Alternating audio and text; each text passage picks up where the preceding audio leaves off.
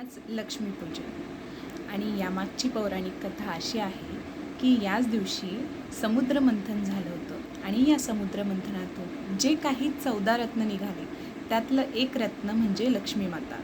आणि ह्या लक्ष्मीमातेचे वेगवेगळे रूपं आपल्याकडे येतातच, पण जी लक्ष्मीमाता आहे ती आज त्यातून बाहेर आली समुद्रमंथनातून, म्हणून आजच्या दिवशी आपण लक्ष्मीपूजन करतो.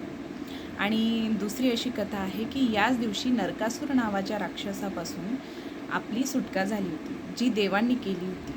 म्हणून नरक चतुर्दशी ही आपण साजरी करतो या दिवाळीच्या 4-5 दिवसांमध्ये. आणि याच दिवशी राम 14 वर्षाच्या वनवासातून म्हणजे 14 वर्षाचा जो वनवास होता तो पूर्ण करून अयोध्येला परत आले होते. आणि त्यांच्या स्वागतासाठी आपण सगळीकडे लख लख लख दिवे लावले होते, लख लख प्रकाश झाला होता सगळीकडे.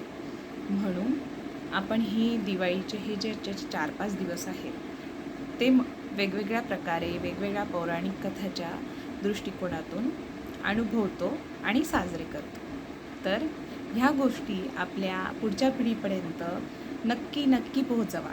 या मागच्या भरपूर अशा काही काही इंटरेस्टिंग पण गोष्टी आहेत जी मी पुढे तुम्हाला सांगेलच. तर हॅपी दिवाळी.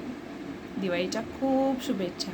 छान आपल्या फॅमिलीसोबत वेळ घालवा आणि खूप मजा करा.